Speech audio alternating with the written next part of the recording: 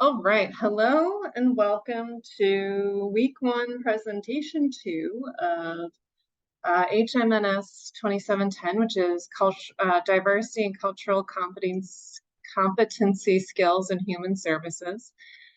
Today we're talking about culture and development, but really it's kind of our first content class.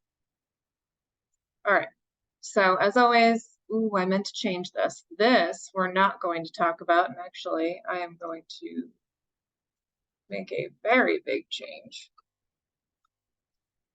And preview. There. I thought I had changed that already. So anyway, so we're going to review the syllabus since we haven't really done that yet. I wanted to give you all time to complete the syllabus scavenger hunt before we went through it. I think it's easier if you have some time to digest the document and then I can point out those important pieces that you should know. Then we're going to watch a cute little video. I always like to break up my courses when I do these lectures online with a nice video to orient everyone to what we're going to be talking about. We're going to talk about culture and development, but I kind of realize that's part of our video. And then we're going to briefly talk about some historical views on children and development, and then we'll wrap up and preview next week. I don't want to talk about too much. We've already had one lecture this week, and I don't want to do too many lectures. This is an online course, and really I need to try and use as many activities as I can to engage you. This is kind of my attempt to let's start out slow and make sure we're all on the same page. So let's move to the syllabus scavenger hunt. How did we all do? So as I was reviewing, I noticed my own mistake, and that was I had forgotten to put your point breakdown. And this is part of the reason why I love to have a syllabus scavenger hunt, because then it forces me to review my syllabi very carefully under the same exact criteria. And then I notice what glaring mistakes there are that I should have caught sooner, but just I don't always. So there is no highest point assignment because you didn't have a grade breakdown. So let me show you something here that I have now added. And as you can tell, I track all of the changes, so you will see what changes I made. You now have your grade breakdown. Again, I am sorry. I don't know what happened. I thought I had added it. But what you'll see here is your largest percentage, the largest percentage of your grade will be attendance and participation. But by attendance, I do not mean typical attendance. I really mean how you participate in the online course. One of our departmental policies, gosh, I hope you can see my camera right now. My cat is right behind me. One of our departmental policies is if you are in an online course, since we don't have traditional attendance with an online asynchronous course, we have to find other ways to track participation. And for our department, if you miss 3 consecutive postings, we will drop you from the course and it's on you to re-enroll. Now, that changes if you contact me, but you have to contact me. And something that you all, I hope, noticed on the syllabus was that I had a very detailed attendance policy here, where there are 2 cases. There's a case where you are excused from activities if you have documentation showing that there was a death in the family, there was a severe physical or mental illness. But that doesn't always happen, and I know that. If something else arises and you do not have documentation, you need to contact me immediately, and we need to physically meet over Zoom or in person. That is the only way that I will make exceptions. For me, I want to be supportive, but I can only do that if you communicate with me what's going on. It's how I realized my professors were understanding of my own issues when I was struggling. And it's the way that I'm going to reach out. But if I'm going to support you. However, I have 4 courses, 2 online, 2 in person. I cannot reach out to every student who is not completing their work. That's just not possible. So it is on you to do that. Office hours. So what you should need to know, and what I want you to know, you know that they are on Zoom from, let me make sure I have the right time here. They are on Zoom from 10 a.m. to 12 p.m. on Tuesday, but they're also in person. So what I plan on doing is opening my Zoom room while I'm in my office for those 2 hours. And you can pop in the Zoom room or you can pop in my office. It's on the Lincoln campus in the faculty offices, 1352. Pop in anytime from Monday, Tuesday through Friday. Tuesdays I teach in Warwick in the afternoon, so you won't see me after 3 p.m., but most of the days I'm in my office. If that doesn't work, please, you are welcome to schedule a Zoom on Thursday or Friday. And just so you know, I know some students do not have computers. Zoom also works on your phone. You are welcome to always dial in or use the Zoom app on your phone. Next, our textbook. This might have been a little confusion. It is an early childhood development textbook. That has been what is used in the course previews. That is what is available through Pearson for ebook or print. It is not free. The course key that my other class uses the same textbook, and for a previous iteration, it was free. It's not free. My recommendation is to use the ebook. I would not suggest this text is the best for text on diversity and cultural competence. If you are interested in buying a book about this, let me know. If you are a teacher specifically or interested in teaching, I have a great book for you. It just doesn't work for this course or this college. However, and I want to apologize. I know that it's expensive to purchase books, but this is the book we're using. It is not free, but again, the ebook online rental is the best option I would suggest. And the other piece, some of you have emailed me. I'm going to plead with you for my own sanity. Please use Blackboard messages. It is in the syllabus. I very specifically say, please use Blackboard messages. I'm trying to separate my online courses from my in-person courses. In person, I'm having them use email. Online, I'm having you all use Blackboard because that's where our information is going to be found anyway. Please help me out so it's easier to differentiate between all of my students. That's all I ask. So this was information on the syllabus scavenger hunt. There are some other places. So as you can tell, I did, and we're going to go back to this now because I want to show you a few things here. So I showed you this is how our grades are determined. What will look kind of odd is the quizzes and reflection part. It's worth a lot more points, but it's actually not all quizzes now. I hate doing quizzes so much.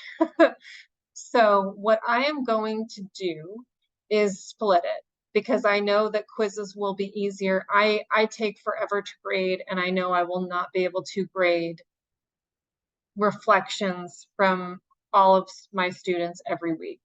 So what I'm going to ask is that you complete a quiz or reflection for each week, but you will need to complete 3 quizzes. Did I write that down? Let me see if I wrote that down. Yeah, you will have to have a total of 8 reflections and 7 quizzes.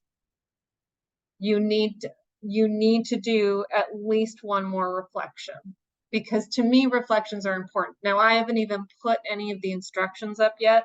That's coming up. That's going to be on Monday. And then you'll see, for the most part, they will be pretty routine or the same every time. But I actually realize I need to fix this here so you know. All right, course schedules and charts. So as you know, I also created these different kind of charts. Here's what you expect on a weekly basis. Hopefully that helps. Here's kind of due dates and deadlines all in one space. You can see oops, thought I finished that. You can see I changed the first week because I didn't want anyone to be confused. Here's the part that I think is very important. This book is focused on early child development, and there are pieces that I don't think are important, but there are pieces that are, and so I'm having you read some chapters. You're going to read the entire chapter.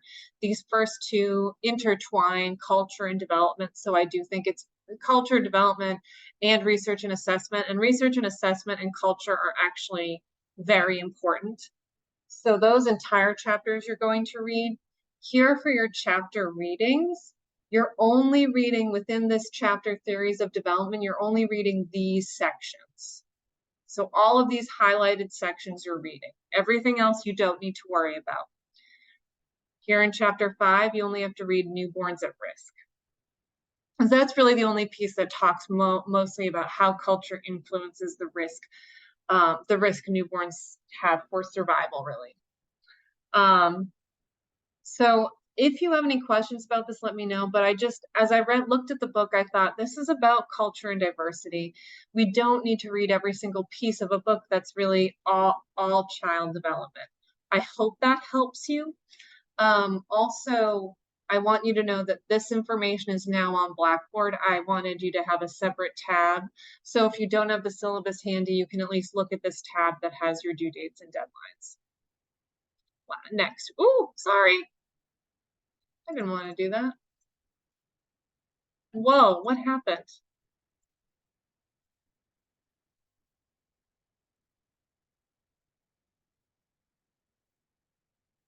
I don't know why that happened. Whew. All right, next. Live recordings. This is in the syllabus, but every week starting at 12:30 on Tuesday. I forgot to put that, but it's in the syllabus, 12:30 at Tuesday. If you would like to watch live and ask questions live, you are welcome. And then I wanted to quickly move to the course objectives because I briefly looked through some of the responses to the scavenger hunt, and not everyone completed that section, which is frustrating. And I am going to start grading if that's how we're going to complete assignments. I expect assignments to be completed thoroughly.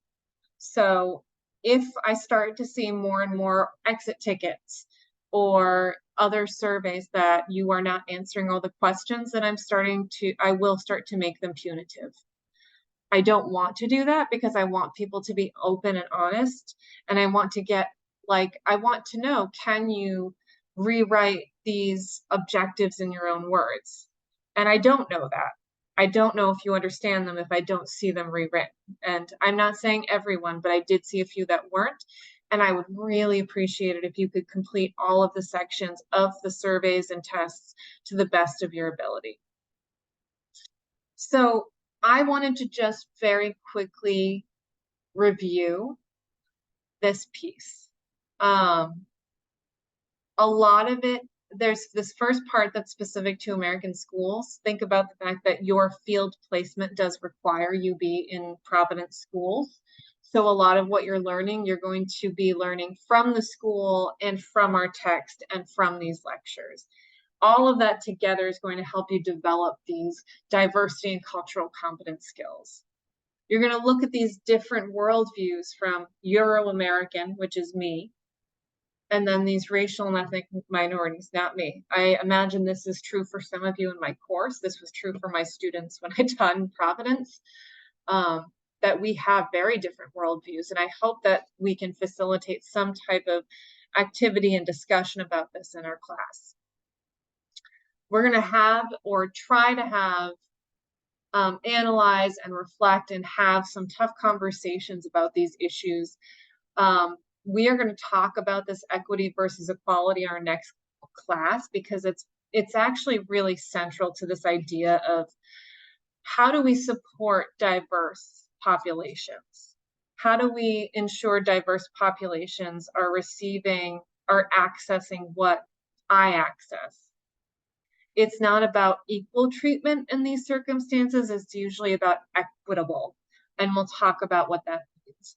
We also have a lot more types of diversity. We now recognize neurodiversity. We recognize gender diversity. We recognize the diversity of faith. We recognize the diversity of generations. The difference between just Gen Z and my generation, millennials, is pretty large. Then we think about millennials or the difference between Gen Z and Gen Xers. And then I don't even want to get started on baby boomers, who are my parents and a much different generation from me or Gen Zers. Lots of diversity, but we will also focus on those elements of diversity related to oppression, related to inequitable circumstances in human services and education, and why it's important we know how to address this. As you know, you might not end up in a human services profession, but does that mean that as a person you can't respect and appreciate diversity and appreciate the need to provide equitable opportunities for diverse parties? That's something we all, I believe, should be working toward. Talk about self-assessment. Part of developing cultural competence is about understanding what you know about yourself. I didn't understand a lot about cultural competence really until I moved to Providence, and I understood that there were a lot of different starting points for people. And I started way ahead of the game because I started with privilege. I started in a state with high quality public schools. I started in a state where parents didn't need to spend a ton of money to get a quality education. Then I moved to Providence, where private schools were very prevalent and public schools were more for people who couldn't afford private schools. To me, that's not okay. It never has been. I am someone who always appreciate public schools and accessible education, and I dislike the idea that quality education is inaccessible to those who can't afford it. I won't stay on my soapbox for too long, but it's also why I am glad to be part of a community college where recent graduates from Rhode Island can attend for free. I feel like we need this in today's society, and I feel like this course also touches on the importance of equitable access to educational opportunities. I'm glad we're working where you all are going into Providence, because not only will you learn from those students, but then not only will those students learn from you, but you'll also learn from those students what the differences are. If you're someone who didn't attend a Providence school, you'll probably have a better understanding of how different it is to be in a public Providence school than a private setting, or a school maybe in Westerly or Charahoe. Gosh, I could go on forever. All right, next. We need to move on. We need to talk a little bit. This section is about cultural traditions. And I just want to use this as like an introduction to how we think about culture and education, or how we can think about culture and education. And it's proof that we can introduce these concepts of cultural differences very young, and we can embrace and appreciate cultural differences from an early age so that people really understand what their identity is and what makes them special. What are you going to show us? Yeah, New Year's bell. Like this. Back up. And then you say money, please. Money, please. Okay, parents, carve it up.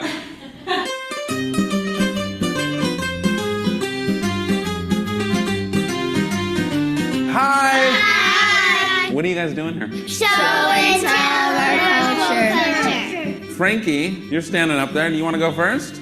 Okay. Do you have something to show us? Why don't you run and get it? Okay. Okay. My cultural tradition is a Filipino tradition. Every get together, we eat egg rolls, pancit, and rice. And for our family who have died, we need the food for them. Who's in the photos? This one is my grandpa, he died. And this one is my great-grandpa and my great-grandma. They both died as well. Do they eat the food? Yes, they do, but in heaven. Okay, everybody say thank you. Thank you. Do you have something to show us? Okay, run out and get it. What do you have there? This is Nicolina, who I named after. It's my great-great-grandma. And this is her passport when she came to America because she was from Italy. Mommy. Yes. I love you. I love you too. What is the art? It's my great-grandma's art. Her real name is Fiorinda de Domenico La Maraglia. Fiorinda is flower in Italian. Fantastic. Everybody clap it up. What are you doing? I'm gonna sing a Turkish song to you guys. Nice, let's hear it. Küçük kurbağa, bunun nerede? Bunun yok, güzelim derede. What does all it mean? Little frog, where are your ears? I don't have ears, I just swim the water. Will you teach them a line that you think would be easy? Kuak, quack, quack, kuak. All right, I'm going to stop just for now, just because I realized that I took a long time in my last lecture to do this part. But the point of this is to show you, one, how culture is everywhere, how there's a lot of ways we can invite culture into different spaces, whether it is an educational space or, you know, the human services profession, if that's where you're going.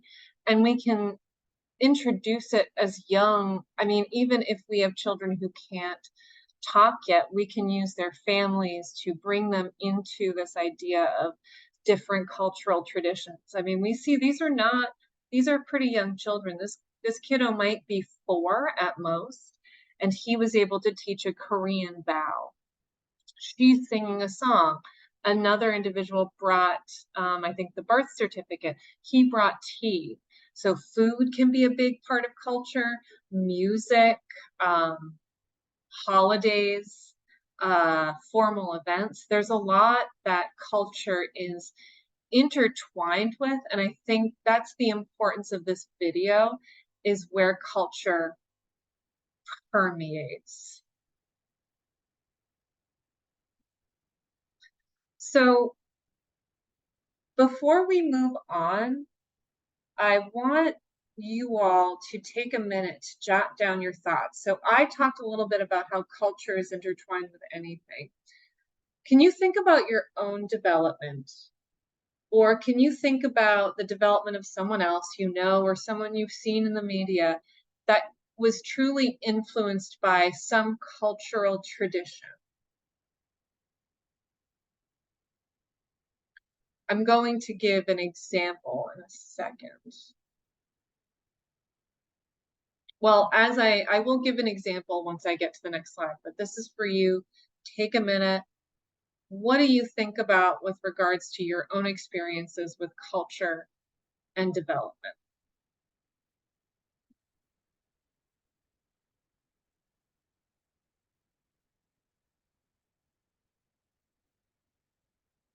All right, I'm going to go to the next slide, but I'm actually going to use this slide to talk a little bit about it. So what is development? Because we are talking about development globally, a process by which humans can change both quantitatively, so what you can measure using concrete numbers, how tall a person is. You know, between 11 and 12, I grew 5 inches. So you could quantitatively, you could measure that change quantitatively. My personality, however, my mood changes, that's more of a qualitative change. And there are ways you can quantitatively measure qualitative change, but those qualitative changes are just not as obvious. And development encompasses the following: social emotional, so this speaks to attachment and relationships and our ability to and interpersonal relationships. Fine and gross motor development, that's talking about, one, fine motor is small motor, or what you do with your hands, writing with a pen. Gross motor are large motor movements, so typically running, jumping. Those are typically part of gross motor development. Cognitive development speaks to those kind of, I don't want to say brain skills, but an array of skills that are related to including your working memory, what you can remember, what you can hold in your short and long-term memory. Executive function, something we'll probably talk about later, but that's related to your organization, your ability to hold multi-step directions in your brain all at once. That's all part of cognition. So, and there are a lot of, I'll stop. I could go further on cognitive development, I won't. Language development is more just your communication. So there's expressive and receptive. Expressive is what you produce or can produce. Receptive is what you can understand. And then adaptive speaks to behavior and life skills. When we're talking about young children, this might involve toilet training. When we're talking about older individuals, we're talking about skills for making money, getting a job, living independently, doing your own laundry. But it can also be behaviors that are adaptive in nature, developing coping strategies. That's adaptive. What's important is that cultural traditions and practices can impact all of these areas. And not just, but just cultural differences can impact these areas. I'd say one that I learned at a young age was kind of this social emotional development, and how in certain cultural groups, children might be fostered to be extremely dependent on their parents. And that's intentional because it's important to develop that very strong relationship between mom and child or parent and child. I think about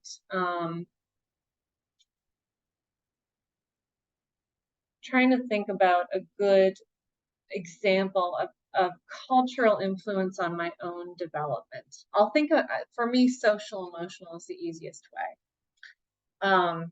So in my family, one of our cultural, to me it's cultural because it was actually very specific to where I grew up. We played a game called 45s.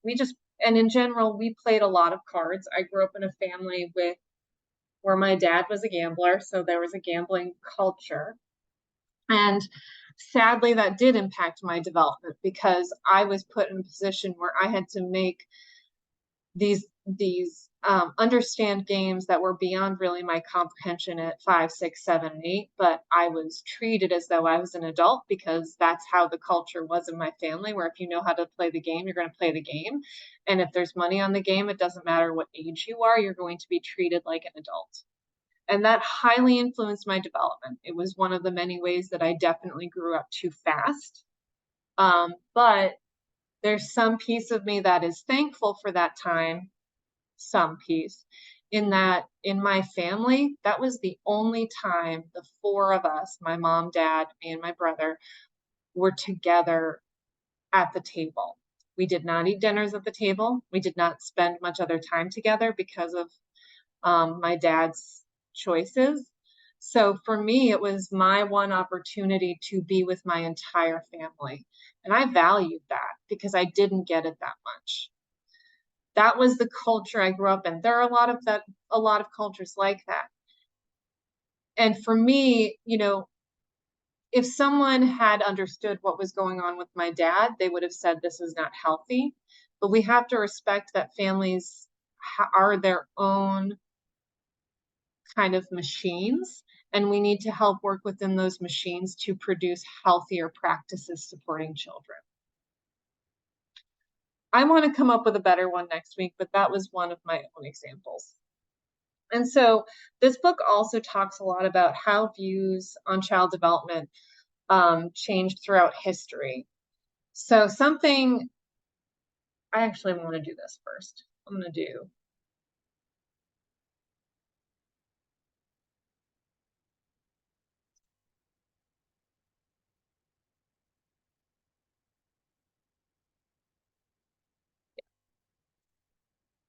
here.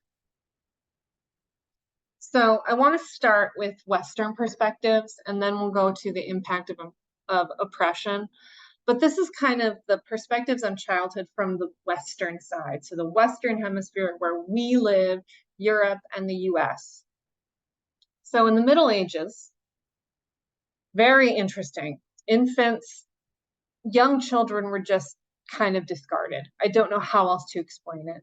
Based on my understanding from the book and from previous experiences, there was no early childhood. If you were birthed to 7 years old, you were an infant, and you were easily, you were not an important part of an adult's life. Specifically, I'm trying to find the note I had because I think typically unwanted and not cared for. So infanticide, which is basically the genocide of infants, I hate where the mass killing of infants was very common. Again, this was because of the time. Life expectancy was much younger, so it makes sense that this age group would not be treated as well. There was so much infant mortality and infanticide that why put energy into a time that isn't, it might mean nothing. I think that's where that perspective came from. And in the end, a 7-year-old would become an adult. So odd. I have a 6-year-old step kiddo, and I'm like, she is not even close to an adult. Next, we have the Renaissance or the Renaissance in Western society. Basically, it put a very clear divide between childhood and adulthood. But in this time, the church heavily influenced perspectives on childhood, specifically the belief that children were born inherently evil and that they had to break the will of those children in order to beat the devil out of them. Clearly, the influence of the church could not be disentangled from education. In this instance, aren't you glad that they're separated? But it is interesting, just without proper research, the ideas people develop on childhood. And then we have the 1800s and 1900s, or the 19th and 20th centuries in Europe and US, which is the more Western developed nations' view of childhood. There is a focus on socialization, not necessarily because it's healthy for development. I can tell you with my own understanding, a lot of it was socialization through schooling to control populations, but it was still a focus because of increased medical access to improve medical technology and improvements in medical procedures. There was decreased infant mortality.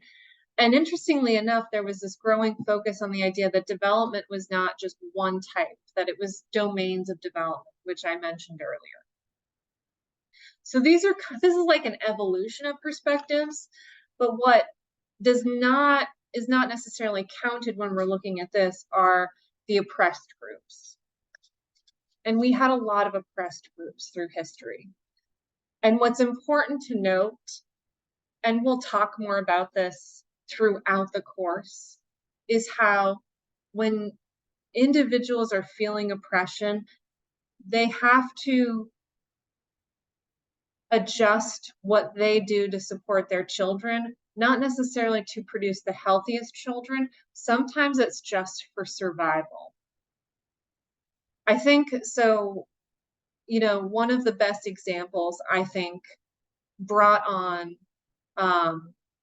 that was discussed in the book was how African American families living during slavery who were enslaved, how they had to take on extremely harsh discipline practices using a switch because they started to recognize that if their children acted up around white slave owners or those in power, their children could die. Like fatality was a high risk.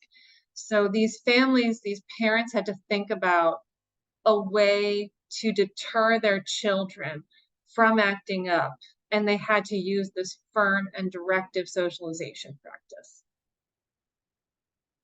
It's unfortunate, and it becomes a generational disciplinary tactic.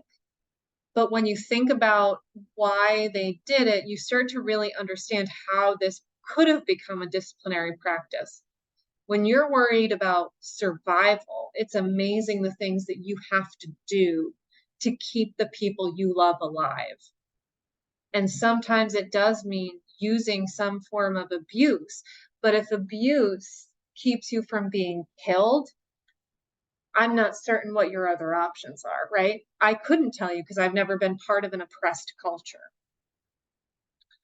So that's one kind of example of how oppression can lead to these different child rearing practices. What also happens is kind of those in oppressed groups start to unite, because who else do they have but these other people who are in the same experience, who also just want to survive, who also just want to care for their kids. Puerto Rican families in the 1800s lived in a very chaotic time. There was a lot of social and political injustice. So families turned inward. They turned to their neighbors. These terms of compadrazgo, hijos de crianza, I'm saying it wrong, como de la familia, those are all terms related to this addition of non-blood family members, or addition of even extended family members becoming immediate family members. Because you need this when you don't have your government or the political structure supporting you, you need to find other ways. Similarly, African American families, and this is not just during slavery, this is also, through periods of oppression when they weren't given equal rights or equitable access to education. We develop these fictive kin, people who become part of our family even though they are not blood relatives. And specifically, they talk about non-family member neighbors, church or community members, so faith becomes a big part. But in the end, dominant cultural views, so white Westerners with power, on children's education and success affected by slavery and colonialization. I actually don't think I even said this right. So education was really dominate the deciders of how education of how schools and education was implemented were the whites, right? The whites, the Westerners, the Europeans. And so that led to kind of this dichotomy in cultures that had been oppressed. So some cultures, for example, African American families, developed this perspective of, we're going to do better than the white kids. That was their reaction to this dominant cultural view and how slavery and colonialization influenced them. Native Americans, on the other hand, were the opposite. They did not appreciate the values and practices of schools. And they devalued the importance of Western education and valued their own, and they have their own educational practices and their own values that are very important to their community. And those are ways that these groups reacted to slavery and colonization. These slaves said, no, we're going to prove we're better. Native Americans say, we're not going to be part of this ridiculous society. So I'm going to stop here for now. There is so much more I could get into, but I don't want to go too far. These are the concepts I want us to start understanding, is that education changed and that people in oppressed groups had very different experiences based on their hardship, based on how they chose to survive, what they did to survive, and then based on their reactions to their hardship, right? So let's do a quick wrap up. This is actually from my previous course, and I just realized I have to escape. So what I like to do, that's not what I want. What I like to do here is I like to do the wrap up together. I don't like to, if I were with a live class, I would ask you all to tell me, but I like to do it as though I'm doing it with you. Today we talked about the scavenger hunt results and 700 results, changes, and important points to note. Review those. So like how to communicate with me. There's a grade, there's now a section on what your grade is calculated by. We talked about culture and development. We talked about the prevalence of cultural traditions from a young age. Talked about history, impact of historical events on child development, how different cultures' experiences impacted their views on education. Yeah, and that was most of what we talked about today. I don't want to go too far. We already had a lecture, so we'll stop there. What I want to preview for next week, actually, and this is all true. Let's just get this out. Here. The book's next section is trauma. Well, actually, part of chapter 1 is trauma-informed perspective. That's important for that's a key part of culture. What I was referring to in my own experience was related to trauma, and I'll bring up my own experiences as well. Now I will preface that. I have experienced trauma. I've also experienced a lot of privilege. I can hold both of those things, and I can be okay with both of those things. And I will never think that my trauma is any more severe than anyone else's. But I will also accept that because of my privilege, my trauma is not as detrimental to my life or did not create as much hardship. I think that's important because I know I'm teaching a class of people that are diverse from my own background and ethnicity and race and culture. We have a lot of key terms that we've discussed, so we're going to do a key terms activity because I think it's important to keep all these things in our head when we learn different words that mean so many different things but are also similar. And then we'll talk about research and child development. This course is not about how to understand research. That's not important to me, or how to do research. It's more, we need to understand how to interpret research on child development and where to go for the best research. And we'll talk about that because I don't want you to be in a rabbit hole of articles and not even looking in the right place because that happens. Okay, that is all I have. I hope you all have a lovely weekend. Thanks.